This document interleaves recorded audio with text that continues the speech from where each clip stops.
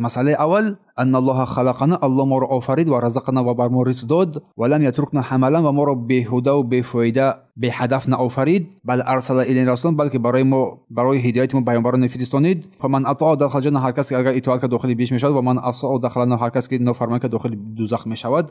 و دلیل این رو ذکر نمود قول الله سبحانه و تعالی در سوره مزمل آیه 15 و 16: ان ارسلنا الیکم رسولا، آگاه باشید ما واسه شما رسول فرستاندیم، شاهدا علیکم، گواه است بر شما، کما ارسلنا، چونک با فرعون ما فرستاندیم، فعصى فرعون نافرمانی کرد، نافرمانی پیامبر را کرد، فاخذناه اخذ وبیلا، پس ما را شدید گرفتیم. این اولین از این مسئله ها. الله ما را آفریده است، ما را رزق داده است و ما را به هدف نگذاشته است. به هدف نیستیم مثل حیوان ها و چرپایان، بلکه به نزد ما از برای ما رسولان فرستانید و هر کس که اطاعت کند وارد بهشت میشود و هر کس نافرمانی این رسول کرد وارد آتش میشود. الله سبحانه و تعالی میفرماید: و ما خلقت الجن والانس الا لیعبدون، من جن و انس را نآفردم جز برای آنکه مرا اطاعت فرمانبرداری نمایند. سوره زارعات آیه 56. و فرمود الله خالق کل شیء. در این آیه کریمه الله میفرماید در سوره زمر آیه 62: الله خالق کل شیء، الله آفرنده هر چیز است. هر چیزی که در نظر ما میرسد این از آفرینش الله سبحانه و تعالی است. الله سبحانه و تعالی نزاده است، نزاده شده است و قرآن کلام الله است.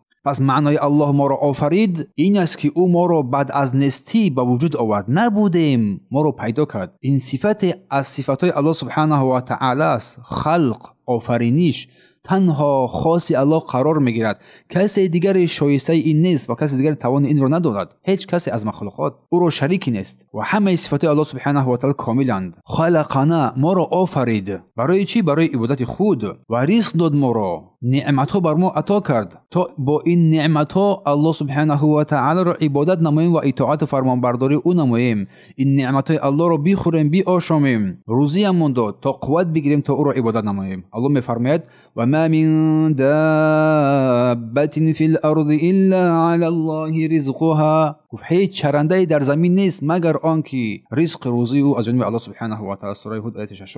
پس رزق دادن محدود است در نزد الله سبحانه و تعالی. از این رو تنها او سبحانه و تعالی رزق دهنده است، نه دیگر کسی. الله میفرماید: ان الله هو الرزاق ذو القوة المتین، البته الله رزق دهنده حقیقی است و صاحب قوت استوار است. سوره زارعات آیه 58.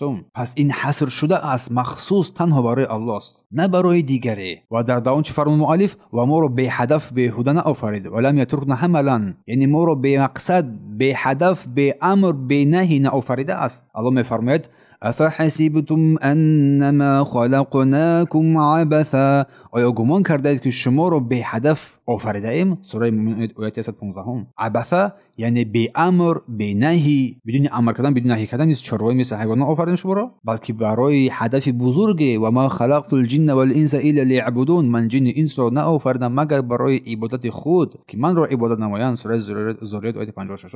یعنی تنها او را عبادت نماییم. بل ارسل الینا رسولا، برای آنکه ما تنها الله را عبادت نماییم و از هر گونه کفر و شرک و بدعت ها دوری بجوییم.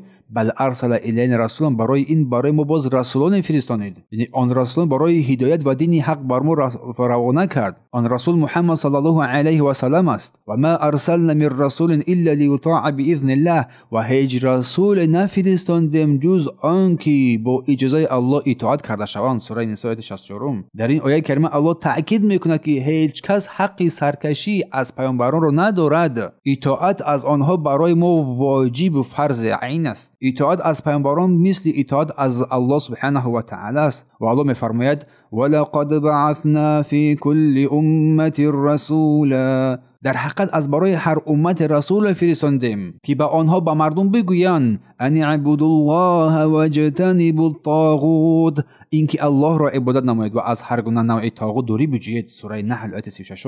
پس این آیه کریمه نشان میدهد که همه پیامبران یک دعوت داشتند، توحید، یعنی عبادت پاک الله و کناره‌جویی از شرک و کفر. پس چی فرمود؟ فمن اطاعه دخل الجنه. مؤلف میگه اگر هر کس که این پیامبر را اطاعت کرد وارد بهشت میشود. شود و من عصاه دخل النار، هر کس نافرمانی کرد داخل دوزخ میگردد. انا همین نقطه برای انسان بسنده است که اهل بهشت است یا که اهل دوزخ. اطاعت فرمانبرداری رسول صلی الله علیه و سلم و این جمله قول مؤلف اشاره بر حدیث صحیح از رسول الله صلی الله علیه و سلم نماید که روایت بخاری و مسلم است. چی میفرماید؟ کل امت یدخلون الجنه الا من ابى، تمام امت من وارد بهشت میشوند مگر کسی که نافرمانی کرد، کسی که الا من ابى سرکشی کند. سرکشی نافرمانی داخل شدن بهشت را نماید. قالوا یا رسول الله و من یأبى، گفتند ای رسول الله کیست که نافرمانی میکند، کیست که داخل شدن بهشت را نمیخواهد؟ چی فرمودند؟ من اطاعنی دخل الجنه و من عصانی دخل النار، هر کسی که من را اطاعت فرمانبرداری کرد باید داخل بهشت میشود، هر کسی من را نافرمانی کرد باید داخل دوزخ میگردد. سبحان الله. پیامبر صلی الله علیه و سلم بیان کردند که راه به بهشت تنها اطاعت از آن چیزی است که الله با واسطه رسولان فرستاده است. هر کسی که نافرمانی میکند خود راه جهنم را انتخاب کرده است و از راه جنت روی گردانده است. الله میفرماید و من یطع الرسول فقد اطاع الله، هر کی رسول الله را اطاعت فرمانبرداری کند به درستی که الله را اطاعت فرمانبرداری کرده است. سوره نساء 82. در این آیه کریمه الله روشن بیان میکند که فرمان رسول الله از جانب الله است. اطاعت از رسول الله نه چیز جدا از اطاعت الله است، بلکه هر دو یک اطاعت هستند، بلکه همون اطاعت رسول الله همون اطاعت الله است. پس هر کس امر پیامبر را رد کند در اصل امر الله را رد کرده است. و الله فرماید و من یعص الله و رسوله و یتعد حدوده یدخله نارا خالدا فیها و له عذاب مهین، هر کی نافرمانی الله و رسول الله را کند، یک نافرمانی الله را با نافرمانی رسول الله یک جا کرده و حدود الله را تجاوز نماید بگذارد، او را در آتش داخل می کند که جاودانه در آن میماند و برای او یک عذابی خار کننده خواهد بود. سوره نساء 14. پس نافرمانی به الله نافرمانی به رسول الله است. معنیش رد کردن، سرپیچی کردن از فرموده رسول الله صلی الله علیه و سلم یا که از آنچه که من کرده از آن را اجرا کردن. پس حدود الله آن چیزهایی هستند که او سبحانه و تعالی با واسطه پیامبر بر ما بیان کرد، من کرده است. حلال را حلال گفته است، حرام را حرام گفته است، واجب را واجب، ممنوعات را ممنوعات. الله فرمود در این آیه یدخله نارا، اگر هر کس نافرمانی کرد او را داخل جهنم قرار می‌دهد. این تهدید سخت است که کسانی که از اطاعت و فرمانبرداری رسول الله دستکشی میکنند عاقبتش جهنم است، عاقبتش جهنم است. خالدین فیها با گفت که اگر کسی که نافرمانی سرکش کرد یعنی جاودانه در آتش قرار میگیرد. هر کسی که به شرک و کفر بمیرد جاوید از دیگر در جهنم. اما بجز این گناهان دیگری باشد، بجز شرک و کفر در زیر اراده الله قرار میگیرد و لهم عذاب مهین، برای آنها یک عذاب خار کننده است، رسوا کننده است. و همچنین دیگر دلیل از قول الله سبحانه و تعالی است. ما در اینجا قرار گرفتیم در قاعده اول، در اصل اول، و